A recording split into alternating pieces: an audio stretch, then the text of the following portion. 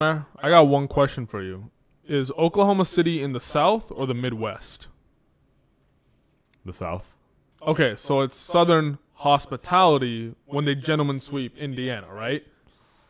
Okay, because I'm just making sure. I didn't know if it was Midwest manner, Southern hospitality. They're sort of in between. But yeah, OKC 4-1. That's exactly what's going to happen here. Indiana have no shot. They're not live at all. There's a couple quick reasons why. What is Indiana's bread and butter? What do they rely on to win games? Transition offense. Yep. They're the best transition offense in the playoffs. Who's the second best? OKC. They're built very similar. Power of friendship. Miles Turner was talking about it. They're built very similarly where they don't – it's not the classic build of here's this one transcendental player that no one can reach. Shea is good. He's great. He's obviously the best player in the series. But he's no prime LeBron. He's no prime Curry. But the sheer depth of this team is just too high. Isaiah Joe, Alex Caruso, obviously Chet, Hartenstein, J-Dub. It's just too deep of a team. So when Indiana's looking at how they can win, what do you want to do? The defense, the OKC defense, is literally known for how fast and mobile and agile they are. Now, they're probably not going to be able to run too much of the too big lineup. They're not going to need to. They want to be fast. But that's exactly what they like to do. They want J-Dub guarding your quote-unquote center. If Miles Turner can somehow pop off and show some dominant center games, maybe we could see something, because people are forgetting what this OKC team did because of that Denver series. People started being like, oh, this OKC team is just like whatever. Like, They're not that dominant. They embarrassed Memphis.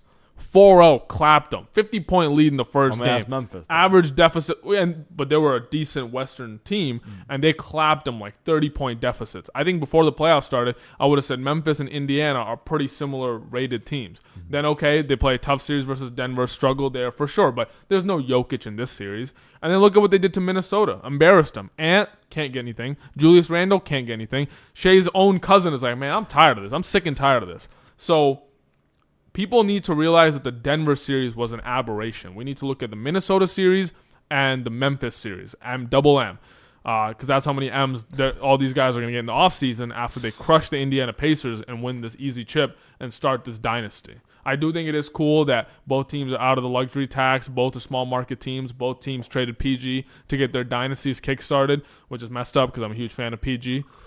But, yeah, I see no chance. OKC 4-1. It's GG, easy. Okay, so for me, I think OKC will win, but I think the Pacers can push this to 6, push it to 7. I don't think it's gonna be as easy as you think it is. This is giving. I know Rick Carlisle coached the 2011 Mavs, but I'm getting that kind of vibe off this series where everyone's kind of written off the Pacers. The Thunder are gonna win. Like it's already just seems like it's already happened. Like they've already won the chip. That's how everyone's treating it. Yep. And I just think that's a formula for failure for the Thunder, where I think their overconfidence can get to them. And like you bring up a good point where their team is equal opportunity like Indiana, but you have to admit that the Thunder very much rely on SGA's performance. Like if he's having a bad game, if he didn't get his 30, his state mandated 30, I don't think they would lose more games. Cap. Remember No, against Memphis, Shea was literally stinking it up. He didn't have a single 30-point game against Memphis until I think Game 4. Ja was already out. It didn't matter. They won every game. That's exactly my point. I think Shea only needs 30 versus real good teams. I think Indiana's playing better than Memphis. Before the playoffs started, I agree. Memphis, Indiana, similar teams. But the way this squad's playing right now, they smoke Memphis's pack. So I see what you're saying, but this ain't the same game. You do that against Indiana, they will beat you. You like they were talking about New York, the city of cockroaches, the roaches. You can't take them out. Indiana, they some real roaches. They are never out of a game. No lead is too big for them to surmount. So Indiana, I think, always has a chance. So this is the exact situation I want for Indiana, where everyone's written them off, they're the underdogs, and I'm saying I think they'll still lose ultimately, because the one issue with the Thunder squad is that they are well-rounded. So even if SJ didn't have a good game, you still got J-W, you got Chat, you got Arhart, you got Caruso. Like there's just too many good guys on this team, so they will ultimately pull out the win. But I think everyone's giving them a little too much credit for their in terms of rating their clutch factor and their ability to close out games and in general be killers. These guys aren't killers. They're good players, they're a good team, but they're not historically great. So I think Indiana definitely has a chance. They have a chance to win some game. If they leave the door open, Indiana's going to come bursting through. Pause. So, no, I'm trying to watch this game. So I think OKC in 6 or 7, but I think Indiana's going to make this closer than anyone expects it to be. Yeah, I just disagree, man. Okay, you put Nemhard on Shea, right? That's who you got stopping Shea, probably. Who's stopping J-Dub? J-Dub will stop himself, honestly. I'm not too worried about, bro. Nah, like, see, his defense is good, but his offense, J-Dub needs to do well this series for his legacy because haters like you, already his regular season, he had some flubs like that Dallas game we talked about. And then in the playoffs, he had some trash games. He needs to lock in. He doesn't want to end up the Kelsey Plum kind of guy where it's everyone's just saying Denver. Yeah, because Denver didn't have any defensive specialists like Westbrook, bro. Westbrook. Well, I'm giving you the opportunity to redact that statement before everyone clowns you. you. The paint defense. Nah, bro. LeBron Their and Jokic defense and is whatever, Aaron Gordon bro. And them. Oh yeah, Nikola Jokic, real defensive stud. No. Like I said, I was kind of kidding when I said it, but J-Dub's his own number one worst enemy. No one's really worried about shutting bro down.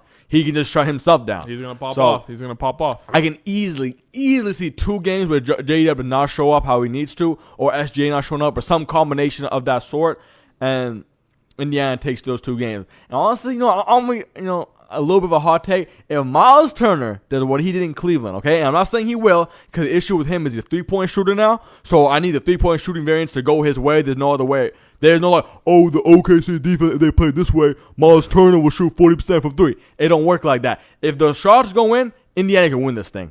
I'm serious. Because what he did to Cleveland, that was an aberration. If we can get that again, they can beat OKC. Because Cleveland and OKC are similarly, before the playoffs started, they were similarly seeded and power ranked teams. I know Cleveland was hurt. I know Garland didn't show up. But I think if Miles Turner does what he does and then Siakam brings his ECF MVP performance, Indiana could even take this game. So, yeah. I think I will say this. For the Pacers fans to have any chance, they got to win game 1. Because this series, when it opened, is the 6th most lopsided series for like the last 30 years, right? The most recent one we had to compare was the 2018 Warriors versus Cavs. That's the one LeBron goes hero mode game 1 at Oracle. And then J.R. Smith, off that Henny, he throws the entire game away. And then, of course, the series is over after that. Your whole team is deflated. But if they won that game 1, it would have been live, right?